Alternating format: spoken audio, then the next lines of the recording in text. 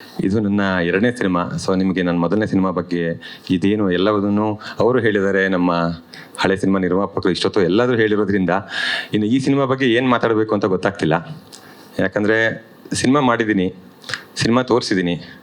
Normally ಮನೆಗೆ ಹೋಗಿ ಅಮ್ಮ ಹೊಟ್ಟೆ ಹಸುವಾಗ್ತಿದೆ ಅಂತಂದರೆ ಸಾಕು, ಮನೇಲಿ ಏನಿದೆಯೋ ಅದ್ರಲ್ಲಿ ಫಸ್ಟು ಊಟ ಮಾಡಿ ಅಡುಗೆ ಮಾಡಿ ಹೊಟ್ಟೆ ತುಂಬಿಸ್ತಾರೆ ಹೊರತು ಏನು ಕೆಲಸ ಮಾಡ್ಕೊಬಂದೆ, ಏನು ಮಾಡಿದೆ, ಸ್ಕೂಲಲ್ಲಿ ಓದ್ಕೊಬಂದ ಏನೂ ಕೇಳೋದಿಲ್ಲ.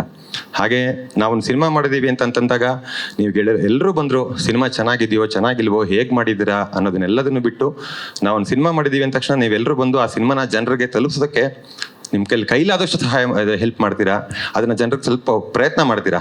ಸೊ ನಿಮ್ಗಳ ಹತ್ರ ಒಂದು ನಾನು ಸಿನಿಮಾ ಮಾಡಿದ್ದೀನಿ ಅಂತ ಹೇಳೋದು ಬಿಟ್ಟು ಬೇರೆ ಏನು ಹೇಳಬೇಕು ಅಂತ ಗೊತ್ತಾಗ್ತಿಲ್ಲ.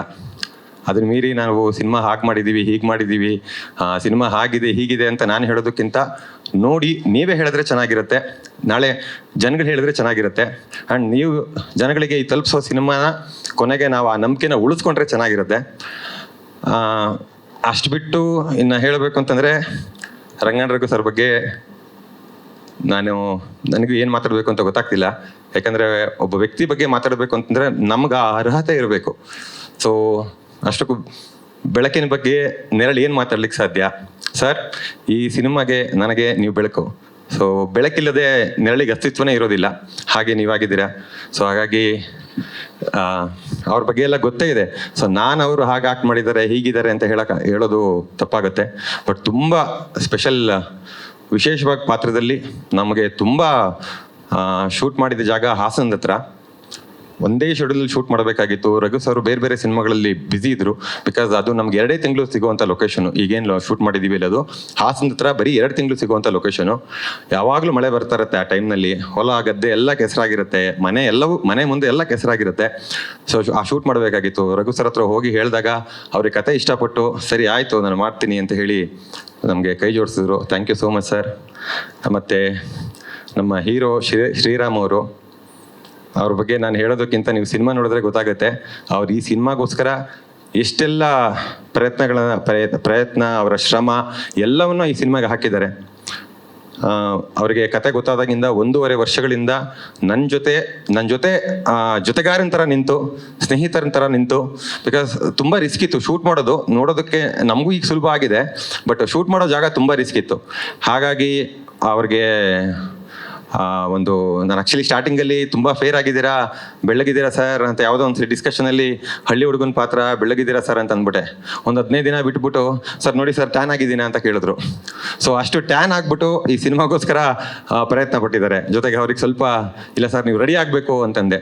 ಮಂಡ್ಯದಲ್ಲಿ ಒಂದು ಊರಿನಲ್ಲಿ 1 ತಿಂಗಳು ಅದೇ ಊರಿನಲ್ಲಿದ್ದು ಬೇಸಾಯ ಹೊಡೆಯೋದು, ಹಾಲು ಕರೆಯೋದ್ರಿಂದ ಹಿಡಿದು ಪ್ರತಿ ಕೆಲಸಗಳನ್ನು 1 ತಿಂಗಳು ಅಲ್ಲೇ ಇದ್ದು ಕೆಲಸಗಳನ್ನು ಕಲಿತು ಈ ಪಾತ್ರಕ್ಕೆ ಅವರು ತೊಡಗಿಸ್ಕೊಂಡಿದ್ದಾರೆ.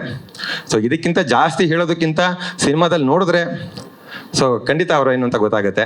ಇನ್ನು ನಮ್ಮ ಹೀರೋಯಿನು ತಪಸ್ವಿನಿಯವರು ಮತ್ತು ಖುಷಿ ಶಿವ ಅವರು ಇಬ್ಬರು ತುಂಬ ಅದ್ಭುತವಾಗಿ ತುಂಬ ಚೆನ್ನಾಗಿ ಆ್ಯಕ್ಟ್ ಮಾಡಿದ್ದಾರೆ. ಸೊ ನನಗೆ ಕಷ್ಟ ಮಾತಾಡೋದು. ಆ್ಯಂಡ್ ಇನ್ನೊಂದೇನು ಅಂತಂತಂದರೆ ಈ ಸಿನಿಮಾ ನಾನು ನಿರ್ದೇಶಕ, ಬಟ್ ನಮ್ಮ ನಿರ್ಮಾಪಕರು ಫಸ್ಟು ನನಗೆ ಮೊದಲ ಅವಕಾಶ ಕೊಟ್ಟಂಥ ಕಲಾವಿದ ಶ್ರೀನಿವಾಸ್ ಅವರಿಗೆ ಥ್ಯಾಂಕ್ಸ್ ಹೇಳ್ತಾ, ಅದೇ ಅಕ್ಷಿ ಸಿನಿಮಾನ ಪ್ರೊಡ್ಯೂಸ್ ಮಾಡಿದಂತಹ ನಿರ್ಮಾಪಕರು ದೇವೇಂದ್ರ ನಾಯ್ಡು ಅವರು ಮತ್ತು ಅವ್ರ ಜೊತೆ ರಮೇಶ್ ಅವರು, ಪ್ರಶಾಂತ DS ಅವರು, ಅವರೆಲ್ಲರೂ ಸೇರಿಕೊಂಡು ಹಳೆ ಸಿನಿಮಾನ ಪ್ರೊಡ್ಯೂಸ್ ಮಾಡಿದರು. ಸೊ ನನ್ನ ಪರಿಚಯ ಅವ್ರಿಗೆ ಚೆನ್ನಾಗಿದ್ದರಿಂದ ಇಲ್ಲ ಇದರದೊಂದು ಸಿನಿಮಾ ಮಾಡೋಣ ಅಂತ ಹೇಳಿ ಈ ಸಿನಿಮಾನ ಅವರು ಶುರು ಮಾಡಿದರು. ಈ ಸಿನಿಮಾಗೆ ಏನು ಬೇಕೆಲ್ಲವನ್ನೂ ಅದನ್ನು ಕೊಟ್ಟಿದ್ದಾರೆ. ಏನು ಬೇಕು ಈ ಸಿನಿಮಾಗೆ ಏನು ಬೇಕು ಪ್ರತಿಯೊಂದೂ ಜೊತೆಲಿ ನಿಂತು ಸಪೋರ್ಟ್ ಮಾಡಿದ್ದಾರೆ. ಸೊ ಅವ್ರಿಗೀಗ ನಾನು ಥ್ಯಾಂಕ್ಸ್ ಹೇಳಿದ್ರೆ ಖುಷಿ ಆಗ್ಬೋದೇನೋ. ಥ್ಯಾಂಕ್ಸ್ ಹೇಳೋದಕ್ಕಿಂತ ಈ ಸಿನಿಮಾನ ಗೆಲ್ಲಿಸಿ ಅವ್ರ ನಮಗೆ ಉಳಿಸ್ಕೊಂಡ್ರೇನೆ ಒಳ್ಳೇದು. ಹಾಗಾಗಿ ಅವ್ರಿಗೇನು ಥ್ಯಾಂಕ್ಸ್ ಹೇಳಬೇಕು ಅಂತ ಅನ್ನಿಸ್ತಿಲ್ಲ ನನಗೆ. ಸೊ ಆ್ಯಂಡ್ ಈ ಸಿನಿಮಾ ಡೈರೆಕ್ಟರ್ ನಾನೇ ಆಗಿದ್ರು, ಇದರಲ್ಲಿ ನನ್ನ ಪಾಲಿಗಿಂತ ನಿಜವಾಗ್ಲೂ ತುಂಬ ಜಾಸ್ತಿ ಶ್ರಮ ಹಾಕಿರೋದು, ನನಗಿಂತನೂ ಇದಕ್ಕೆ ಜಾಸ್ತಿ ಪ್ರಯತ್ನ ಪಟ್ಟಿರೋದು. ಆ್ಯಂಡ್ ಈ ಸಿನಿಮಾದ ನಿಜವಾಗ್ಲೂ ಒಂದು ಎತ್ತರ ಸ್ಥಾನದಲ್ಲಿರೋದು ನಮ್ಮ ಮ್ಯೂಸಿಕ್ ಡೈರೆಕ್ಟರ್ ಸುನಾದ್ ಗೌತಮ್ ಅವರು. ಸರ್ ದಯವಿಟ್ಟು ಬನ್ನಿ. ಈ ಸಿನಿಮಾ ಬಂದು ಮ್ಯೂಸಿಕಲ್ ಲವ್ ಸ್ಟೋರಿ. ಸುಮಾರು 6 ಸಾಂಗ್ಗಳು, ಜೊತೆಗೆ ಇನ್ನೊಂದು ಪುಟ್ಟ ಸಾಂಗ್ಗಳು 4 ಸಾಂಗ್ಗಳಿದೆ. ಬ್ಯಾಕ್ಗ್ರೌಂಡ್ ಸ್ಕೋರ್ ಅದ್ಭುತವಾಗಿದೆ. ಸೊ ಇವೆಲ್ಲದರ ಹಿಂದೆ ಇರೋ ಶಕ್ತಿ ಸುಮಾರು 1.5 ವರ್ಷಗಳಿಂದ ನನ್ನ ಜೊತೆ ನಿಂತಿರುವಂಥ ಶಕ್ತಿ ಸುನಾದ್ ಗೌತಮ್ ಅವರು.